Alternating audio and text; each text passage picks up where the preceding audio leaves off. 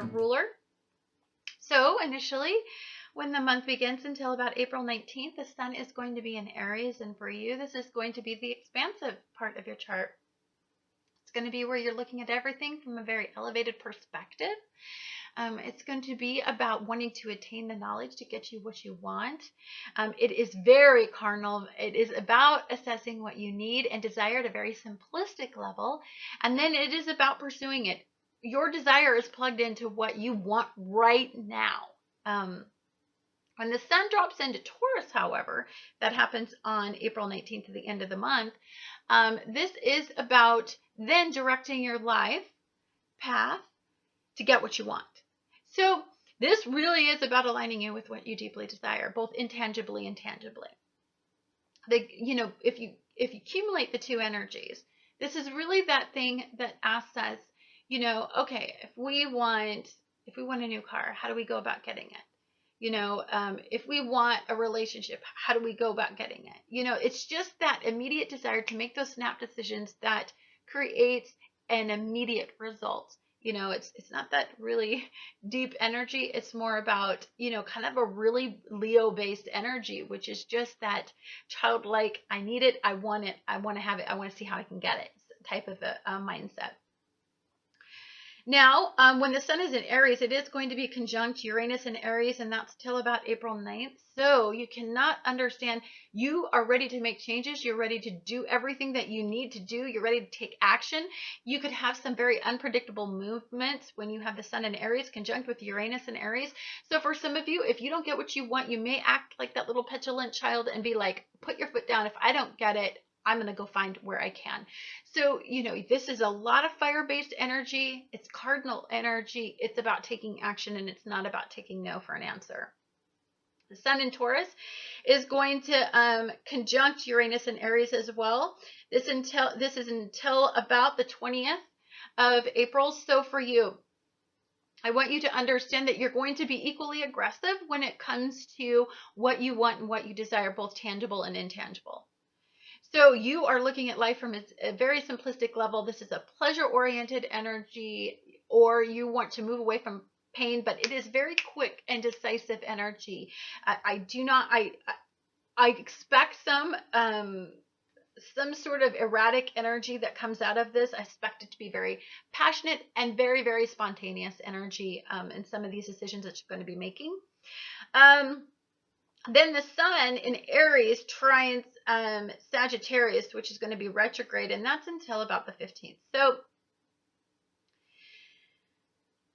when we start to go further into the month, I think we start to experience that slowdown and that mindful energy.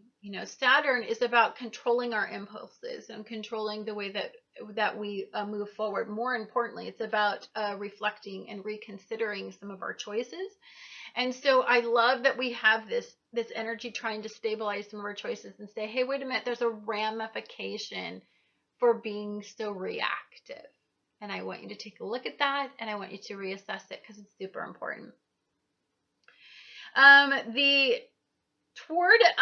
Until about the 16th, we also have an unfortunate square. We have the sun squaring off with Pluto. To me, this suggests that there's some habits you need to break. There's some rituals that you need to reassess. There is a way that when you feel stressed or you feel like you're not getting what you want, there's this little quirky thing that you do that you need to really, really be mindful of, because it is you're at the point of contention with it. For some of you, this could be some sort of health issue that comes up that requires you to get into some healthier rituals. For some of you, this is you're just mentally exhausted from all these immediate demands that you're trying to fulfill. So there's kind of a burnout feeling to me in this energy. I also like to talk about in this brief little summary of April, the new moon that is going to be happening in Aries for you. This is a very, very expansive. This is about, it's an interesting energy because it's that elevated mindset that puts us into, that gives us a new look at the way that we're pursuing our lives. It broadens our perspectives, but it's also taking a look at our immediate environment. So you want something big. I feel like this is a big desire. This is something that you're fixating on and that you really want, but it's like a big plan. It's like an overall plan. It's like that energy that says, you know, when I am this age, I need this to be fulfilled for me. I think that you're making these big plans. I love the sun in Aries. It's going to be conjuncting the new moon, conjuncting Uranus. When I tell you that this has to do with what you want, you are going to be very, very clear and decisive about what your individual needs need to be met, how they need to be met. More importantly, I think that this has to do with a sense of new self, a sense of freedom. You're liberating your mindsets. You're stop being so regimented, and you're open to expansion on every level. This is about a metamorphosis. I feel deeply for many of you that are really honestly wanting to change outcomes, and you are ready to make the changes that are necessary. It's very brave, assertive energy, to the point of even for some of you, highly aggressive and self-oriented energy. I think that where the problem may lie is I think that you can have a tendency to overextend yourself in this energy. I think you can overcommit.